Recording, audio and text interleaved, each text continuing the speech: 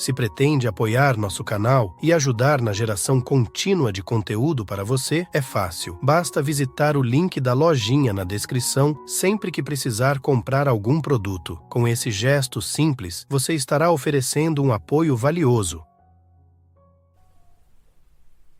Todas as noites, quando entramos na fase sem sonhos do sono profundo, fazemos uma viagem à região do não manifesto.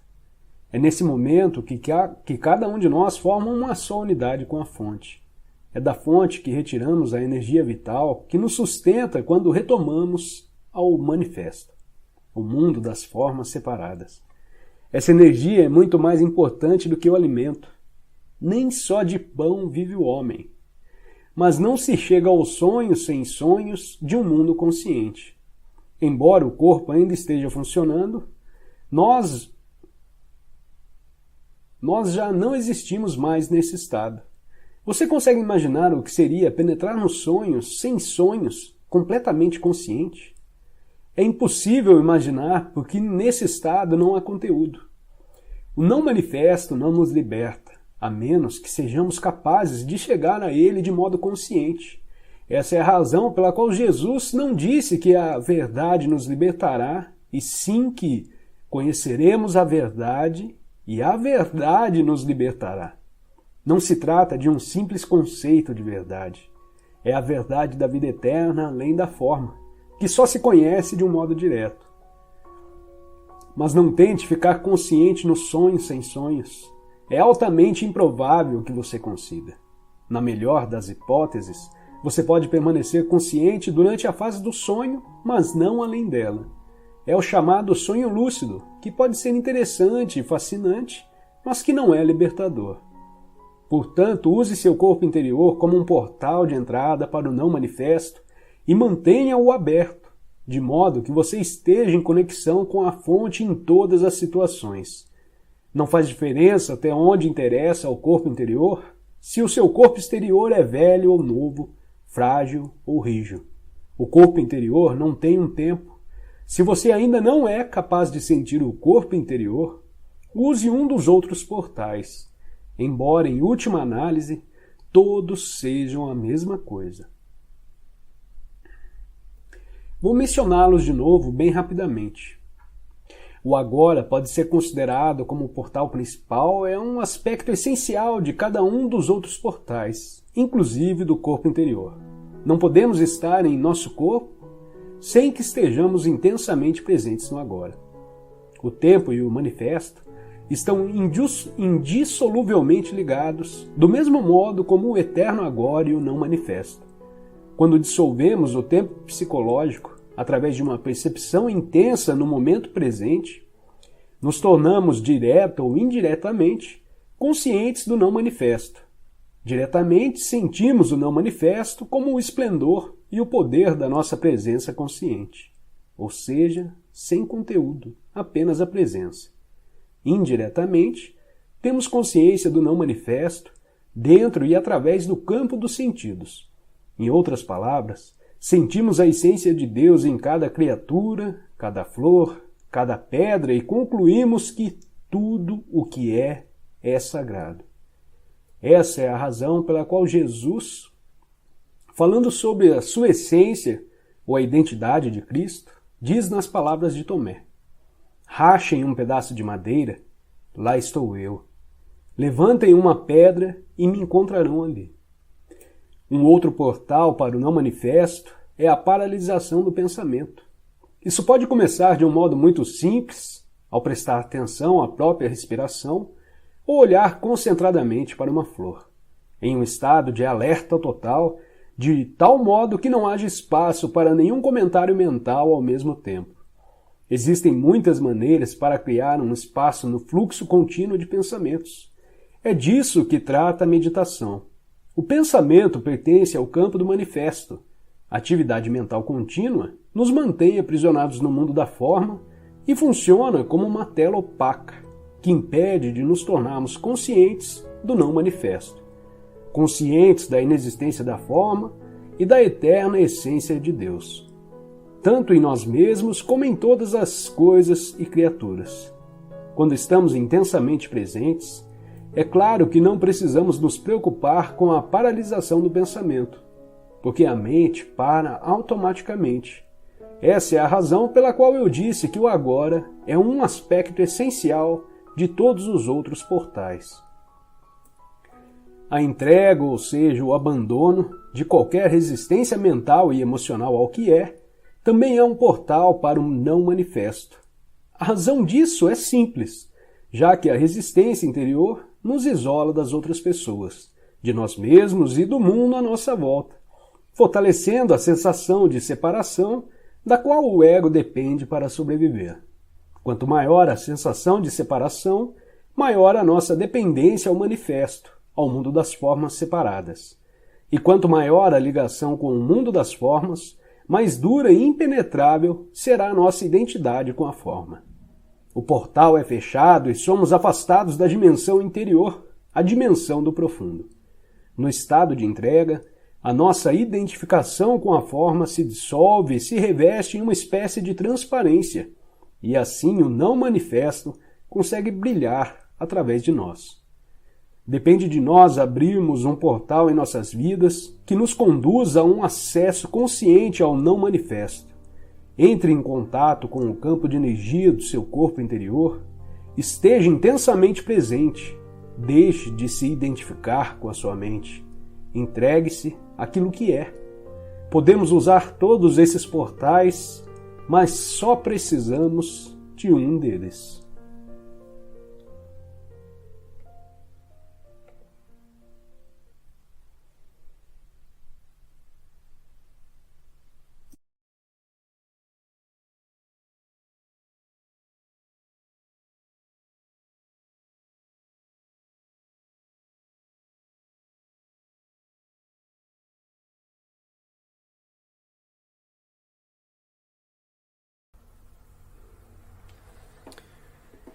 Entrega significa aceitar esse momento como ele é.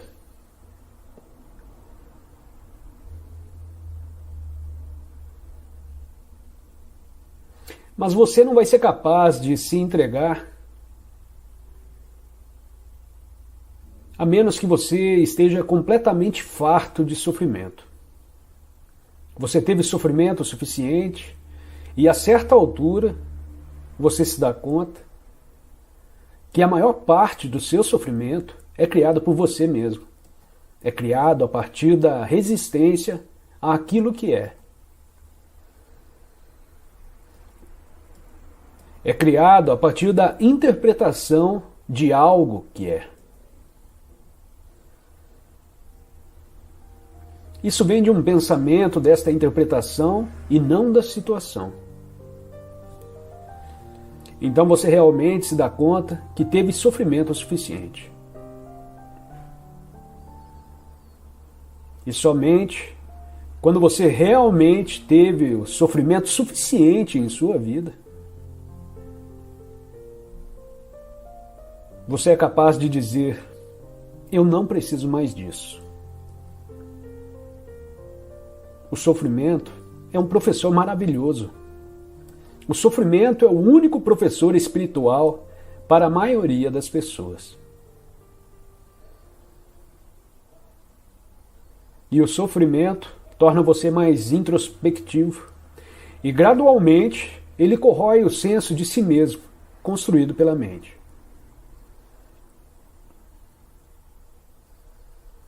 O ego.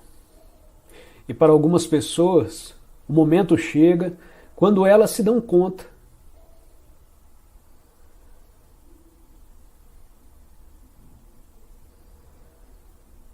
de que sofreram o suficiente. E este é, por exemplo, o caso de quase todas as pessoas que vão para um retiro.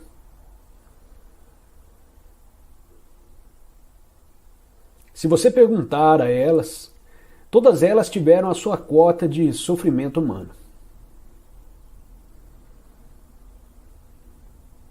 De outra forma, elas não estariam abertas para receber a mensagem. Elas tiveram a sua cota de sofrimento humano. E elas atingiram um ponto no qual elas se encontram prontas para ouvir. A mensagem que diz que há outra maneira de viver. A outra maneira na qual você pode viver que não cria mais sofrimento. Para você mesmo. Porque, em grande medida, os seres humanos criam o seu próprio sofrimento. E, portanto, quando você está pronto para ouvir essa mensagem, e esta é realmente a mensagem que está em toda a religião. Essa é a mensagem central do budismo, é o fim do sofrimento. E até mesmo a mensagem central nos ensinamentos de Jesus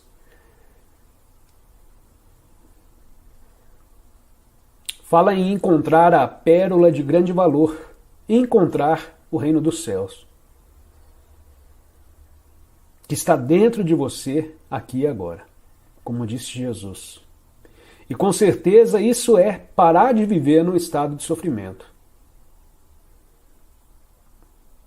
Então alguém poderia dizer que você precisa de sofrimento para que você se dê conta, para que você atinja um ponto no qual você percebe que não precisa mais sofrer. É um paradoxo aqui. Se eu não tivesse sofrido, este ensinamento não teria existido. Então você poderia dizer que ele surgiu como o resultado de um sofrimento intenso. Porque, como ser humano, eu não teria evoluído espiritualmente se eu não tivesse sofrido. Então o sofrimento foi o meu principal professor. E o sofrimento é o principal professor de muitas pessoas.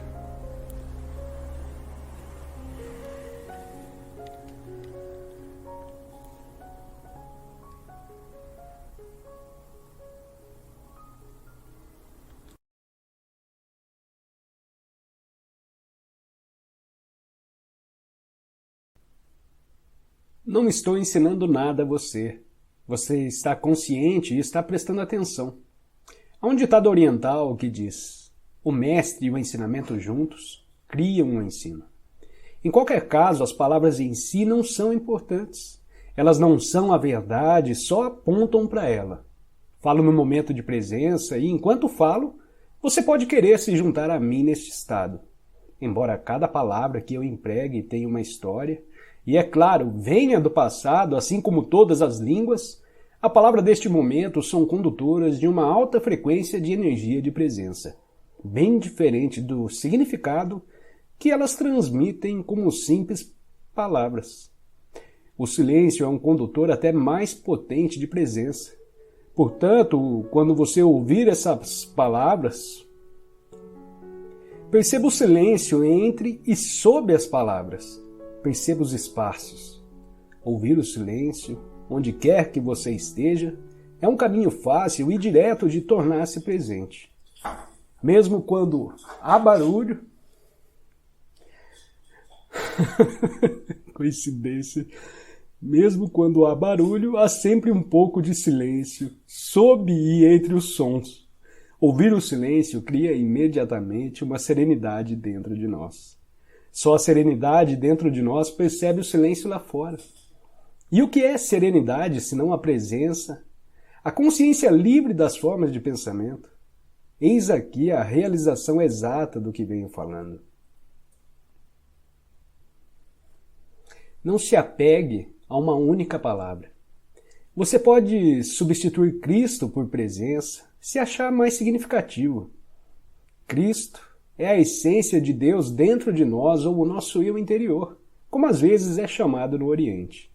A única diferença entre Cristo e a presença é que Cristo remete à nossa existência divina sem se importar se estamos ou não conscientes dela, ao passo que a presença significa a nossa divindade vigilante ou a essência de Deus. Se admitirmos que não há passado nem futuro em Cristo, podemos esclarecer muitos mal-entendidos e falsas crenças sobre ele. Dizer que Cristo foi ou será é uma contradição. Jesus foi um homem que viveu há 2000 anos e exerceu a sua divina presença, a sua verdadeira natureza. Suas palavras foram: antes que Abraão existisse, eu sou. Ele não disse eu já existia antes de Abraão ter nascido. Isso significaria que ele ainda estaria dentro da dimensão do tempo e da identidade da forma. As palavras eu sou, utilizadas em uma frase que começa no tempo passado, indicam uma mudança radical, uma descontinuidade na dimensão temporal. É uma afirmação ao estilo Zen, de grande profundidade. Jesus tentou transmitir diretamente, e não através de divagações, o significado de presença, de autorrealização. Ele foi além da dimensão da consciência governada pelo tempo e penetrou no domínio da eternidade. Foi assim que a dimensão de eternidade surgiu neste mundo. A eternidade não significa tempo sem fim, mas sim tempo nenhum. Assim, o homem, Jesus, se tornou o Cristo, um veículo de pura consciência. E qual é a própria definição de Deus na Bíblia? Será que Deus disse, eu fui e sempre serei? Claro que não. Isso teria conferido realidade ao passado e ao futuro. Deus disse, eu sou o que sou. Aqui não existe o tempo, só a presença. A segunda vinda de Cristo é uma transformação da consciência humana, uma mudança do tempo para a esperança, do pensamento para a consciência pura, e não a chegada de algum homem ou de alguma mulher. Se Cristo estivesse para chegar amanhã, revestido de alguma forma externa, o que ele ou ela poderia nos dizer além do seguinte: eu sou a verdade, eu sou a divina presença, eu sou a vida eterna, estou dentro de você, estou aqui, eu sou o agora. Caraca! Arrepiou aqui, e aí?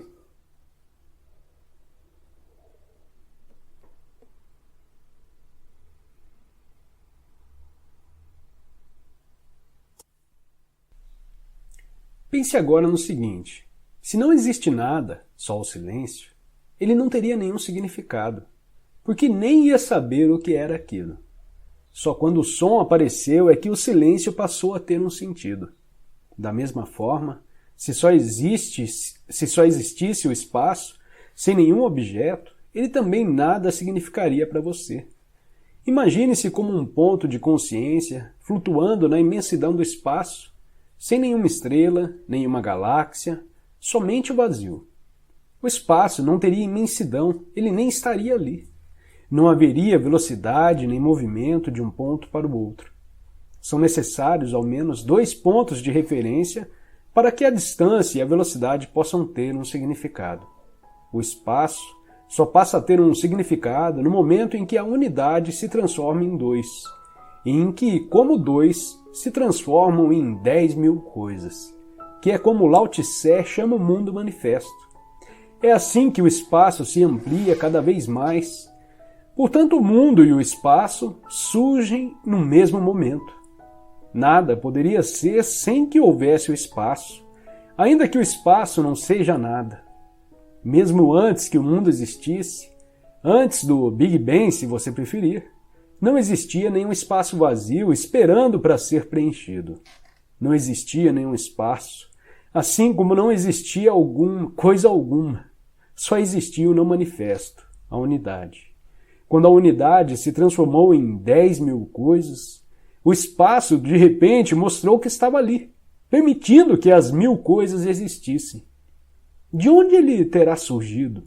Será que Deus o criou para acomodar o mundo? Claro que não. O espaço é coisa nenhuma. Portanto, ele nunca foi criado. Saia de casa em uma noite clara e olhe para o céu. Os milhares de estrelas que podemos ver a olho nu não passam de uma fração infinitesimal do que existe lá por cima. Os telescópios mais potentes já conseguem identificar 1 bilhão de galáxias, cada uma formando um mundo isolado, contendo cada um bilhões e bilhões de estrelas.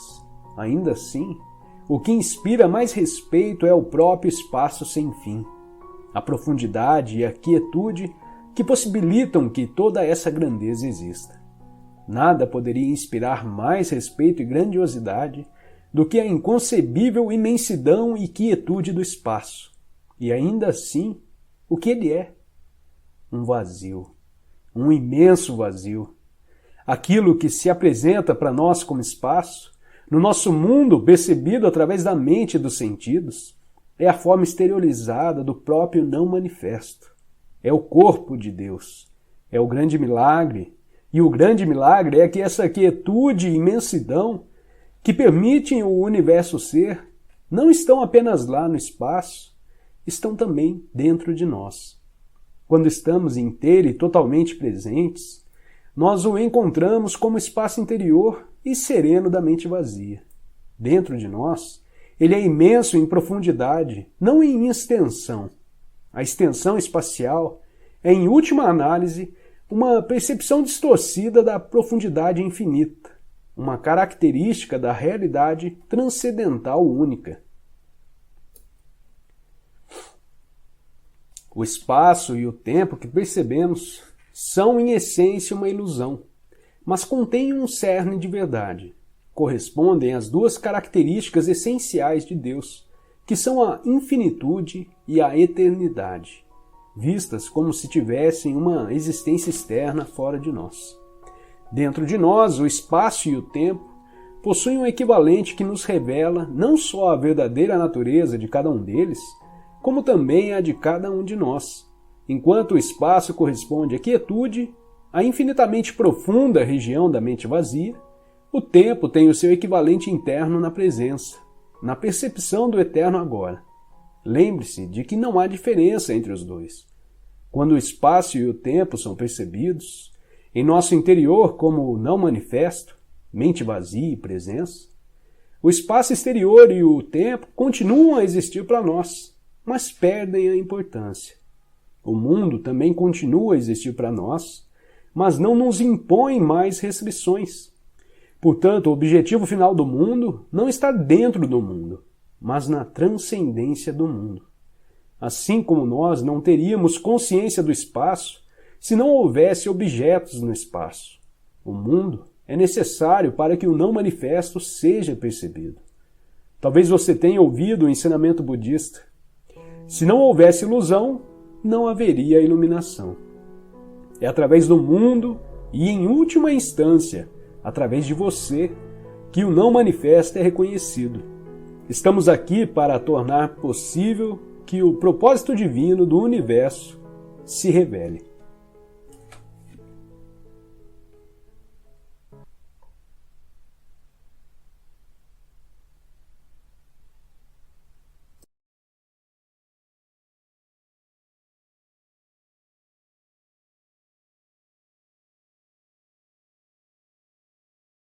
Se pretende apoiar nosso canal e ajudar na geração contínua de conteúdo para você, é fácil. Basta visitar o link da lojinha na descrição sempre que precisar comprar algum produto. Com esse gesto simples, você estará oferecendo um apoio valioso.